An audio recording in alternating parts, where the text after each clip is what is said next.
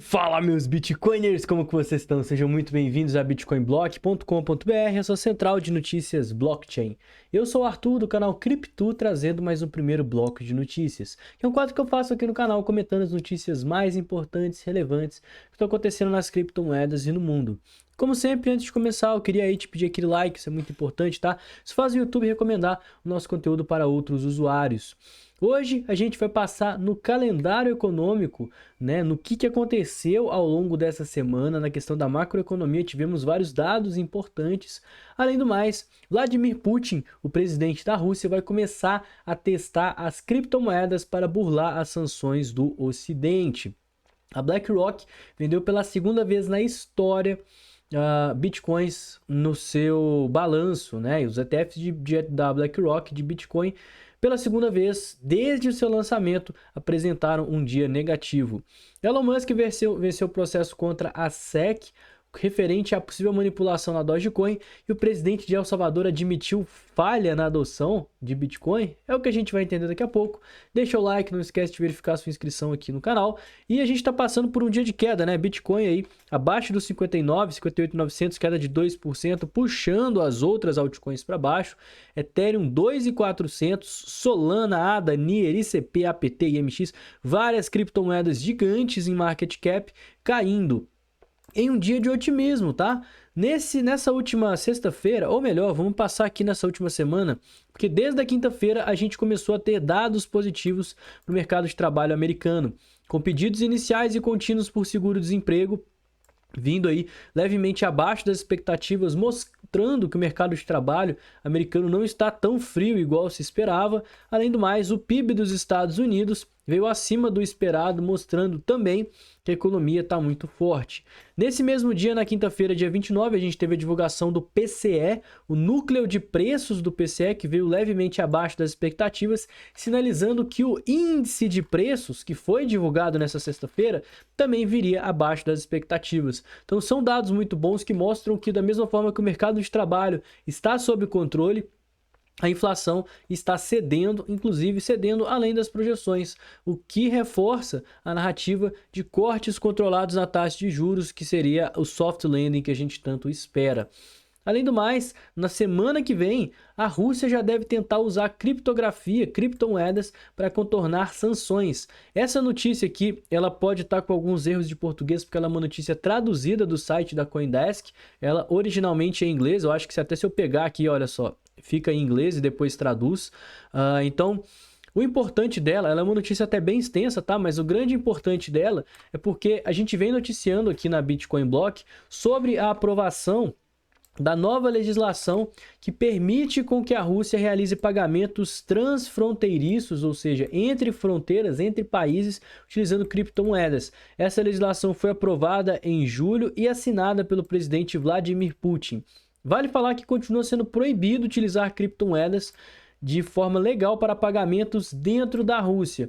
Mas agora, como está aprovado para utilizar do lado de fora, a Rússia já deve começar a testar esses programas já na próxima semana. Não foi dado aí mais detalhes sobre quem que vai estar fazendo essa negociação com a Rússia, né? Mas o que a gente sabe é que desde que está acontecendo a guerra entre a Rússia e a Ucrânia, os Estados Unidos e o Ocidente vêm fazendo sanções contra a Rússia, não deixando ela negociar utilizando dólares, não deixando com que parceiros comerciais também comercializem com ela, e impedindo com que a sua moeda, o rublo russo, não seja negociado aí ao redor do mundo, pelo menos com os parceiros dos Estados Unidos. A solução foi clara, as criptomoedas para contornar a sanção, mostrando, né, que as criptomoedas são de fato a prova de censura. Não acho que isso vai impactar nas criptos, talvez façam elas serem vistas de uma forma como anti-censura mesmo, né? Se a Rússia conseguir contornar. Mas eu acho que o problema não está aí nas criptomoedas. As criptomoedas permitem com que a Rússia faça o comércio. Não. A Rússia, ela está fazendo comércio porque isso é uma troca voluntária entre dois pontos. Então, se tem algum país que está querendo negociar com a Rússia, a questão não é a moeda que ele está utilizando, e sim o fato dele não estar respeitando as sanções dos Estados Unidos. O problema não está na criptomoeda. A BlackRock vende os bitcoins pela segunda vez desde que os ETFs foram lançados. Nessa última quinta-feira, dia 29, a gente viu uma saída de 13,5 milhões do ETF IBIT, o ETF de Bitcoin da BlackRock, e é a segunda vez que isso acontece desde que ele foi lançado em janeiro desse ano. Além da BlackRock, outras gestoras como a Fidelity, Bitwise, Valkyrie e Grayscale também mostraram vendas. A única, né, que teve entradas foi a ARK Invest com valor de 5,3 milhões, então a gente fechou um dia negativo. E vale falar, né, que a BlackRock, o único dia de vendas que ela teve foi aqui, ó, mais ou menos em março, talvez abril, aqui não fala o dia certinho. Talvez na notícia falha, não sei. Acho que não fala não. Mas ainda assim a BlackRock ainda tem 357.500 bitcoins, que equivalem a 120,7 bilhões de reais. E o que a notícia mostra pra gente é que a demanda está esfriando, o interesse para comprar bitcoins pela BlackRock vem esfriando. Bom, a gente teve um pico, e esse pico ele veio junto com o aumento de preços, né? Até aumentando essa imagem a gente consegue ver melhor. Lançamento do ETF e aqui em amarelo o preço do Bitcoin. Observa que o preço do Bitcoin vem subindo e o volume também vem subindo. E à medida que o Bitcoin ele está lateralizado, que é o que ele vem fazendo desde março, é normal que o volume vem diminuindo. Afinal de contas, os investidores, a maior parte deles, investem, né, em ETFs. Os que investem em ETFs estão buscando retorno financeiro e não o Bitcoin pela sua própria forma de proteção de capital, descentralização, anonimato. Então, se o ativo está consolidado, é natural que a demanda esfrie. Quando a gente tiver um movimento de alta ou um movimento de queda mais intenso, igual a gente vê, né? Alta acontece e vem volume. Chega no topo, vem volume. Queda acontece e o volume volta. Alta acontece. Então, assim, eles esperam algo interessante acontecer para negociar. Como o Bitcoin está mais parado esses dias, é normal que a gente tenha volume. Não acho que a demanda vem caindo ao longo do tempo. Acho que é só um período que tanto os ETFs quanto as próprias corretoras de criptomoedas viram o volume diminuir. Elon Musk venceu o seu processo de acusação de manipulação da Dogecoin. Se você é mais antigo do mercado, você vai lembrar desse caso. O multibilionário Elon Musk ficou muito famoso na comunidade de criptomoedas devido ao seu carinho especial com a Dogecoin, né? Ele sempre foi muito fã da Dogecoin e em 2021 foi um defensor aberto da criptomoeda, da memecoin. Inclusive, um dos responsáveis por fazer as memecoins em si chegarem no patamar que estão. Porém, devido ao seu constante, na época, né, a sua constante menção à Dogecoin, em momentos bastante peculiares, ele estava sendo acusado de fraudar aí a manipulação e negociação da criptomoeda a seu favor, né? Falando da Dogecoin quando ele queria que a moeda subisse, aproveitando para vender e vice-versa. Agora ele acabou de vencer o processo, uma vez que o juiz entendeu aí que os investidores, as carteiras que estavam aí ligadas a manipulações do preço da Doge, quando o preço subia elas vendiam, quando o preço caía elas compravam muito, não tinham ligações com Elon Musk e nem a Tesla. E tanto o Elon Musk quanto a Tesla estavam sendo processados, certo? A Tesla também, a empresa do Musk, né, dos carros elétricos, chegou a aceitar Dogecoin numa época, levando a entender que ela podia ter relação também com esse possível esquema de manipulação, mas ele se livrou dessa. E por último, o presidente de El Salvador admitiu que não teve um efeito muito bom adotar Bitcoin aqui no país. Como é que foi isso, cara?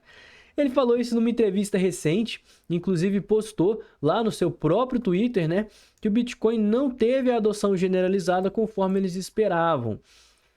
E, em contrapartida, ele falou que esse aspecto ele é positivo justamente porque ele é voluntário. Ele adotou Bitcoin em 2021 como moeda de curso legal lá no país, mas ele não estava forçando ninguém a utilizar. Simplesmente o que ele colocava é que as empresas que tinham meios tecnológicos para aceitar Bitcoin precisariam aceitar a criptomoeda como forma, né, de meio de troca. Mas além de Bitcoin, ele também aceitou dólar. A dólar é a principal moeda utilizada em El Salvador. Eu acho que a própria barreira do conhecimento, da tecnologia, da descentralização do Bitcoin dificulta as pessoas a estarem utilizando. A gente da Bitcoin Block já fizemos uma visita, tem aqui no canal o Rodrigo, né? O Rodrigues foi para El Salvador, tem vídeo dele lá, e tem alguns estabelecimentos que inclusive nem aceitam Bitcoin, às vezes se aceita, é difícil pra caramba de você comprar.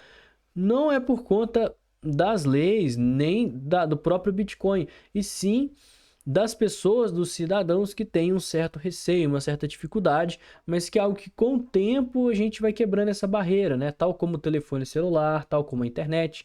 Lembra que o Bitcoin hoje é como se fosse a internet lá nos primórdios, na década de 90, no início dos anos 2000, não era de difícil acesso, mas as pessoas tinham um certo receio, tinham aquela barreira de dificuldade.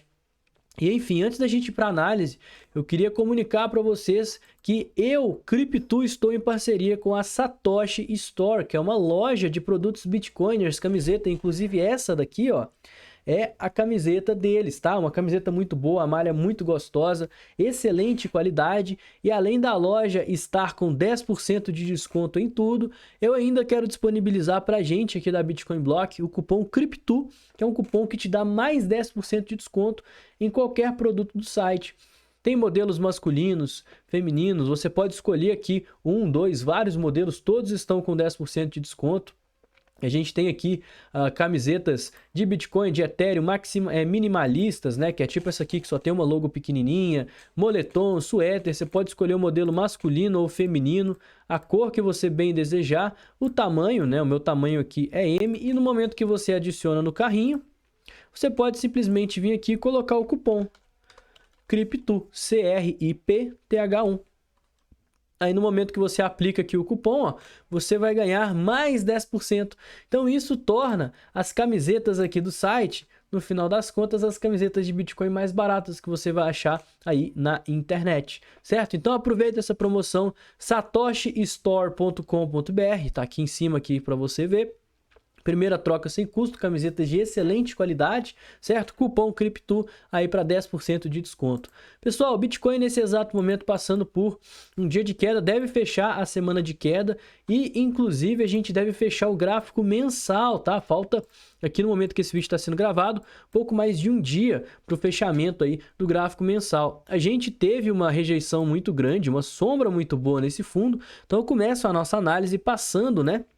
Em 2 meses, julho e agosto, que a gente teve uma queda e uma rejeição muito forte. Eu acho que se o Bitcoin fechar aqui acima dos... O ideal seria fechar acima dos 60, tá? Mas só de fechar com uma sombra muito grande, uma sombra maior do que o corpo, para mim já é algo interessante, acima da região das médias, certo? Mostra pra gente uma certa urgência em movimentos de queda. Afinal de contas, o Bitcoin ele cai, faz um fundo, e aí ele sobe forte. No momento que ele cai e rompe esse fundo prévio, ao invés dele entrar na tendência de baixa, ele tem uma retomada forte, o que mostra pra gente urgência, força compradora. Novamente, caiu, perdeu o fundo. Ao invés dele entrar na tendência de baixa, o que ele faz? Ele sobe, ele não engata na tendência de baixa. E isso é um padrão muito conhecido como bandeira de alta. É um padrão de acumulação que tende a romper para cima porque a gente tem uma força compradora muito grande. Por isso que a minha estratégia no Bitcoin nesse exato momento está sendo comprar as quedas. Então, para mim, enquanto o Bitcoin estiver entre os 56 e os 65, para mim ele está consolidado. Não tem muito o que fazer, certo? Se ele bater aqui no fundo, chegar lá no topo também, para mim é padrão típico de consolidação. Se ele romper o topo e não tiver continuação, a gente já fica um pouco mais preocupado, porque a gente vai estar no segundo caso de rompimento de topo sem continuar. Então, para mim, isso é fraqueza. E se a gente perder aqui a mínima, os 56, a gente pode ver mais quedas, talvez o Bitcoin próximo aos 53, quem sabe até os 49. Acho que não chega nos 49 não, tá? Mesmo se romper aqui nos 49, era um sentimento de medo muito diferente do que a gente tem hoje, face à macroeconomia, aos indicadores, a inflação cedendo, corte na taxa de juros batendo na porta, certo? Então eu acho que seria oportunidade de compras caso a gente abaixe aqui dessa região dos 56 mil dólares.